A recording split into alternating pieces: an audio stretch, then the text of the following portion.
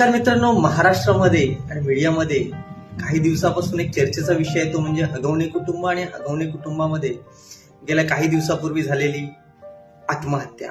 मित्रांनो, विषय अतिशय गंभीर आहे. कायद्याच्या दृष्टीने हुंडाबंदी हा कायदा महाराष्ट्रामध्ये देशामध्ये एवढ्या स्ट्रॉंगली असताना सुद्धा जर हुंड्यासाठी बळी जात असतील तर हे खरंच आपलं दुर्दैव आहे. तर चला मित्रांनो, कायद्याच्या दृष्टीने हुंडाबंदी काय आहे थोडंसं आपण समजून घेऊया. तत्पूर्वी मला फॉलो करायला विसरू नका.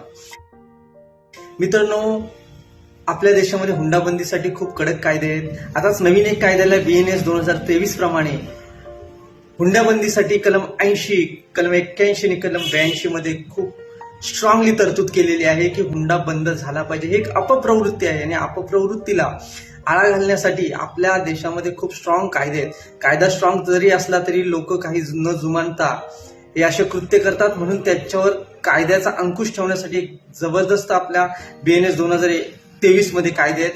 ते कलम 80 प्रमाणे जर तुम्ही हुंडा घेतलात आणि हुंडा दिला तर तुम्हाला 5 वर्षापर्यंतची सजा होऊ शकते. परंतु हुंड्याची व्याख्या, जर तुम्ही एखाद्या मुलीला जर लग्नामध्ये काही गिफ्ट दिलं, जर तुम्ही गाडी जर गिफ्ट म्हणून दिलं तर त्याचा हुंड्यामध्ये समावेश होत नाही.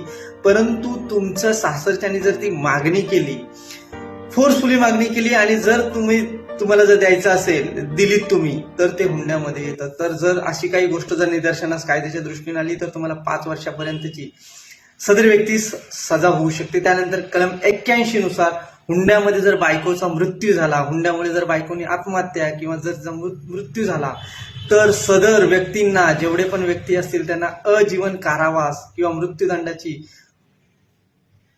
तरतूद सुद्धा केलेली. एवढी स्ट्रॉंग तरतूद आपल्या कायद्यामध्ये कलम 81 नुसार केलेली. आणि कलम 82 मध्ये जर तुम्ही बायकोला काही मारहाण छळ जर केला हुंड्यासाठी तर तुम्हाला 3 वर्षापर्यंतची सजा होऊ शकते. परंतु या सगळ्या गोष्टी आहेत, ह्या तुमच्या सिद्ध होणे गरजेचं असतं.